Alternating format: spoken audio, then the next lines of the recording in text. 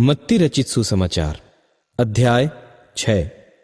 सावधान रहो, तुम मनुष्यों को दिखाने के लिए अपने धर्म के काम न करो, नहीं तो अपने स्वर्गीय पिता से कुछ भी फल न पाओगे। इसलिए जब तू दान करे तो अपने आगे तुरही न बजवा, जैसा कपटी सभाओं और गलियों में करते हैं, ताकि लोग उनकी बड़ाई करें। मैं तुमसे सच कहता हूं कि वे अपना फल पा चुके। परंतु जब तू दान करे तो जो तेरा दाहिना हाथ करता है उसे तेरा बायां हाथ न जानने पाए, ताकि तेरा दान गुप्त रहे, और तब तेरा पिता जो गुप्त में देखता है तुझे प्रतिफल देगा। और जब तू प्रार्थना करे तो कपटियों के समान न हो, क्योंकि लोगों को दिखाने के लिए सभाओं में और सड़कों की मोड़ों पर खड़े होकर प्रार्थना करना उनको अच्छा लगता है। मैं तुमसे सच कहता हूं कि वे अपना प्रतिफल पा चुके। परंतु जब तू प्रार्थना करे तो अपनी कोठरी में जा और द्वार बंद करके अपने पिता से जो गुप्त में है प्रार्थना कर, और तब तेरा पिता जो गुप्त में देखता है तुझे प्रतिफल देगा।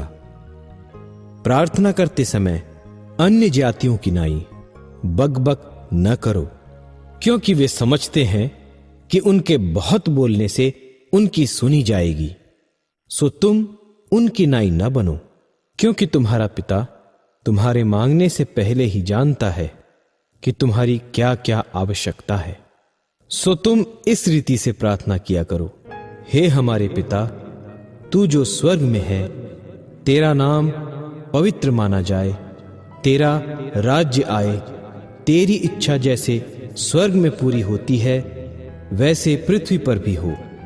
हमारी दिन भर की रोटी आज हमें दे, और जिस प्रकार हमने अपने अपराधियों को क्षमा किया है वैसे ही तू भी हमारे अपराधों को क्षमा कर, और हमें परीक्षा में न ला, परंतु बुराई से बचा, क्योंकि राज्य और पराक्रम और महिमा सदा तेरे ही है। आमीन। इसलिए यदि तुम मनुष्य के अपराध क्षमा करोगे तो तुम्हारा स्वर्गीय पिता भी तुम्हें क्षमा करेगा, और यदि तुम मनुष्य के अपराध क्षमा न करोगे तो तुम्हारा पिता भी तुम्हारे अपराध क्षमा न करेगा। जब तुम उपवास करो तो कपटियों की नाई तुम्हारे मुंह पर उदासी न छाई रहे, क्योंकि वे अपना मुंह बनाए रहते हैं ताकि लोग उन्हें उपवासी जाने। मैं तुमसे सच कहता हूं कि वे अपना प्रतिफल पा चुके। परंतु जब तू उपवास करे तो अपने सिर पर तेल मल और मुंह धो, ताकि लोग नहीं परंतु तेरा पिता जो गुप्त में है तुझे उपवासी जाने। इस दशा में तेरा पिता जो गुप्त में देखता है तुझे प्रतिफल देगा।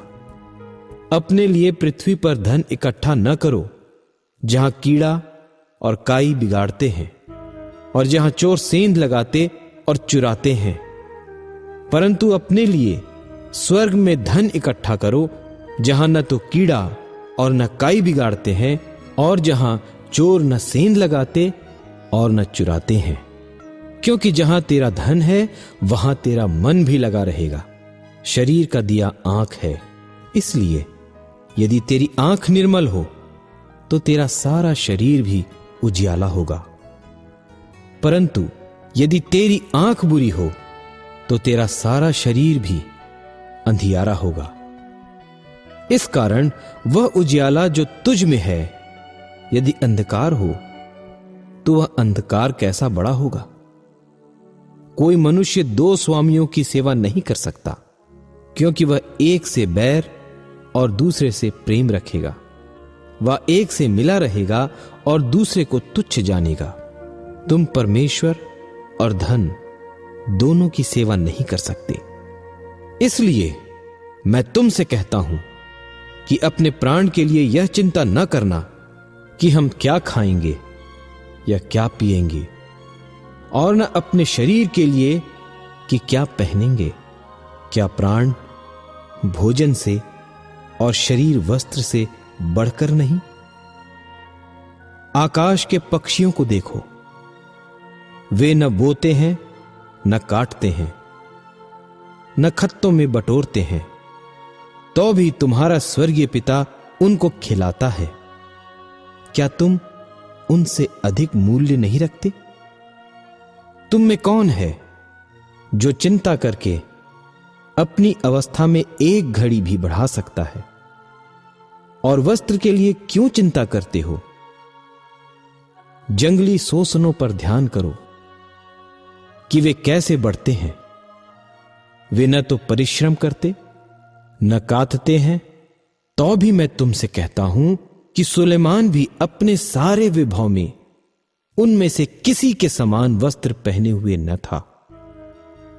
इसलिए जब परमेश्वर मैदान की घास को, जो आज है और कल भाड़ में झोंकी जाएगी, ऐसा वस्त्र पहनाता है, तो हे अल्प विश्वासियों, तुमको वह क्यों करना पहनाएगा?